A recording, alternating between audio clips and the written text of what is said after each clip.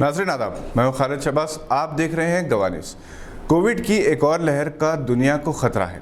World health organisation ने Omicron variant का पता चला जो इस वक्त साउथ अफ्रीका में तेज़ी से फैल रहा है।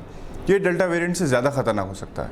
हिंदुस्तान में भी एक नई लहर से चौकस कर दिया गया है और एक बार फिर आवाम को सख्ती के साथ तायद की गई कि वो अपने चेहरे पर मास्क लगाएं और ज़्यादा भीड़ वाले इज्तिमात और तकारीब से गुरेज करें। दिल्ली के चीफ मिनिस्टर अरविंद केजरीवाल ने तो वज़ीर आज़म से मुतालबा किया कि जिन ममालिक में नया कोविड स्ट्रेन या ओमिक्रॉन पाया गया है वहाँ से फ़्लाइट्स मनसूख कर दें। ENT हॉस्पिटल हैदराबाद की एक सर्वे के मुताबिक कोविड-19 के वो मरीज़ जिनका डी डाइमर और फेरिटिन सीरम का लेवल बढ़ा हुआ है वो ज़्यादा मुतासर हो सकते हैं। फेरिटिन खून में पाए जाने वाले प्रोटीन में आयरन की मकदार को कहते हैं।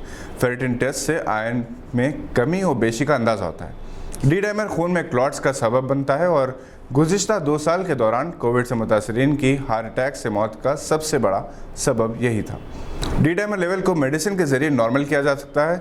डायबिटीज़ के मरीजों के ज़्यादा मुतासर होने का अंदेशा है। अफ्रीकी ममालिक में कोविड की नई लहर और इसके दूसरे ममालिक के मुतासर होने के अंदेशों में शेयर मार्केट पर भी असर हुआ है। मरकज़ी हुकूमत किसानों की जारी एहतजाज को देखते हुए कंट्रोवर्शियल फार्मिंग लॉस को पार्लियामेंट के सरमाई इजलास से पहले ही दिन मनसूख कर देगी। इन क़वानीन की मनसूखी एजेंडे में शामिल है। किसानों की अगरचे कि ये एक बड़ी कामयाबी है, मगर हुकूमत की उत्तर प्रदेश और दीगर रियासतों के असेंबली इंतखाबात के पेश नज़र ये सियासी हिकमत अमली है। अगरचे कि आज की तारीख में किसान बिरादरी मोदी हुकूमत से नाराज़ और दिलबर्दाश्ता है, ताहम मरकज़ी हुकूमत कुछ ऐसे इक़दाम कर सकती है जिससे किसानों का एतमाद बहाल हो और किसान इत्तेहाद में दरार पैदा की जाए। हिंदुस्तानी क्रिकेट टीम के साबिक़ कप्तान मोहम्मद अज़हरुद्दीन ने दुबई में बिट्स पिरानी स्पोर्ट्स फेस्टिवल की इख्तितामी तकरीब में शिरकत की और तलबा से खिताब किया। 5 रोज़ा इंटर यूनिवर्सिटी स्पोर्ट्स फेस्टिवल में 23 यूनिवर्सिटीज़ के 2000 से ज़ायद तलबा ने शिरकत की। अज़हरुद्दीन ने कहा कि ये इनकी खुशनसीबी है कि वो बिट्स स्पोर्ट्स फेस्टिवल में शिरकत कर रहे हैं। इन्होंने कहा कि हमारे दौर में सलाहियतों के इजहार के लिए ऐसे प्लेटफॉर्म्स नहीं थे। अज़हरुद्दीन UAE में बंगला टाइगर्स टीम के ब्रांड एम्बेसडर की हैसियत से शिरकत कर रहे हैं। ये team Abu Dhabi T10 league में शिरकत कर रही है। बिट्स पिलानी फेस्टिवल में BPDS टीम ने ओवरऑल चैंपियनशिप ट्रॉफी हासिल की। मिडलसेक्स यूनिवर्सिटी ने दूसरा मकाम हासिल किया। तीसरे नंबर पर मणिपाल यूनिवर्सिटी रहे। डॉक्टर रफ़ीउद्दीन कन्वीनर फेस्टिवल ने शिरकत की। अफगानिस्तान क्रिकेट बोर्ड ने विमेंस क्रिकेट टीम को नेशनल और इंटरनेशनल क्रिकेट मुकाबलों में शिरकत की इजाज़त दे दी है। खातून क्रिकेटर्स को तमाम सहूलतें फराहम करने का भी इन्होंने ऐलान किया।